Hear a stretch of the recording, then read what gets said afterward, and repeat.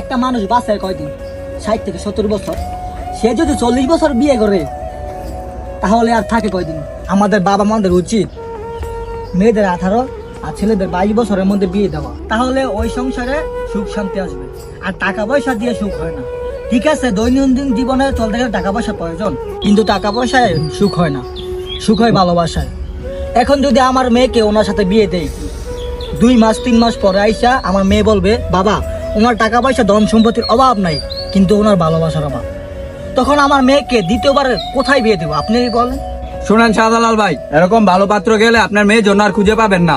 ধরো মেয়ে রায়ন, ওনার মতো বুড়ো একটা লোকের সাথে আমার মেয়ের বিয়েও দিব না। আমাদের বাংলাদেশে এমনও হাজারো বাবা মা আছে যারা টাকার লোভে মেয়েকে দাদার সমান বাবার সমান ছেলের সাথে বিয়ে দেয়। একটা বারো বাবা মা তার মেয়ের কথা চিন্তা করে না, যে আমি যে আমার মেয়েকে দাদার সমান বাবার সমান বয়সী ছেলের সাথে বিয়ে দিলাম, আমার মেয়েকে আদৌ সুখী থাকবো? একটা বারো ওই বাবা মা চিন্তা করে না।